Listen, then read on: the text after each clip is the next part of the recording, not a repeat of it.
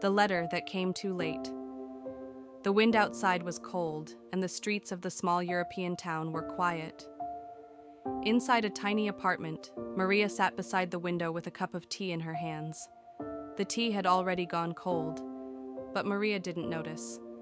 Her eyes were fixed on the front door. Every evening at exactly 6 p.m., she sat there and waited. Not for a delivery, not for a visitor. She waited for her son. 10 years ago, her son Daniel had left the house with a suitcase in his hand and dreams in his eyes. "Mom, I'm going to the city," he said that day. "I want to build a better life." Maria forced a smile, even though her heart felt heavy. "Just promise me one thing," she said. Daniel hugged her quickly. "I promise I'll come back soon." But soon never came. At first, Daniel used to call her every week. "Mom, the city is amazing." "Mom, I got a new job." "Mom, I'm really busy, but I love you." Maria waited for those calls like they were the most important moments of her week. But slowly, the calls became shorter. Then they became rare. And eventually, they stopped. Still, Maria never stopped waiting. Every Sunday evening, she cooked Daniel's favorite meal, roasted chicken with potatoes. She placed 2 plates on the table, one for herself and one for Daniel. Her neighbor, Mrs. Thompson, once asked her gently, "Maria, why do you still set the table for 2?" Maria smiled softly, "Because hope needs a place to sit." Years passed. The apartment grew quieter. The furniture became older, and Maria's hair slowly turned white. But every evening at 6 p.m., she still sat by the window, waiting. One rainy afternoon, Maria received a letter. The envelope looked old and slightly wrinkled. Her hands trembled as she opened it. Inside was a short message. "Mom, I'm sorry I haven't visited in a long time. Life has been complicated, but I promise I will come back soon." Maria read the letter again, and again, and again. Tears slowly rolled down her cheeks.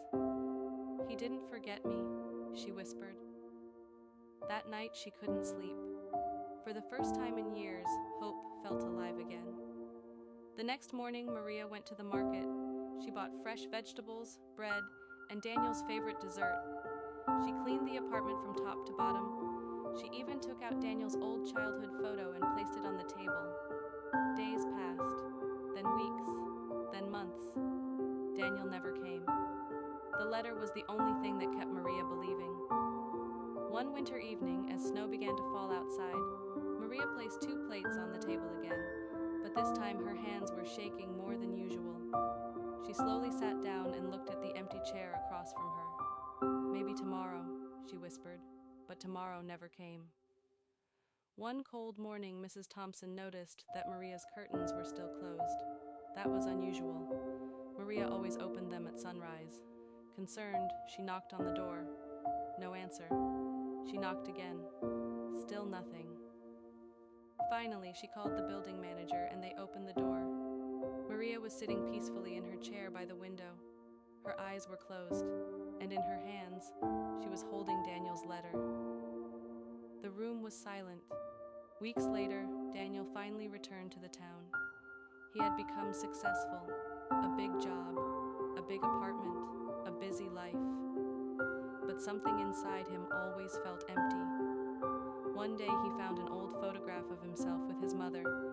The memory hit him like a wave. Without thinking, he drove for hours back to his hometown. When he arrived at the apartment building, his heart was racing.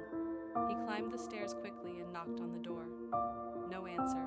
He knocked again. A neighbor opened the door across the hall. It was Mrs. Thompson. She looked at Daniel quietly. "You must be Daniel." His heart dropped.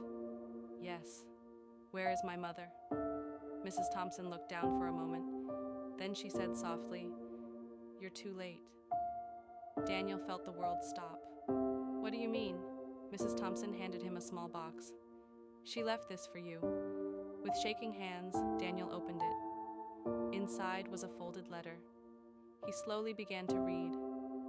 "Dear Daniel, If you are reading this, it means you finally came home. I waited for you every day, not because I was lonely, but because a mother's heart never stops believing in her child. I hope life was kind to you, and I hope you remember one thing. Success is wonderful, but love is more important. Take care of your heart, and please, never forget the people who waited for you. Daniel's tears fell onto the letter.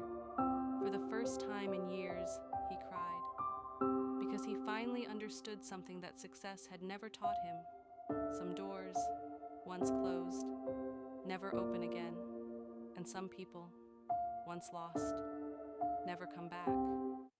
But their love stays forever.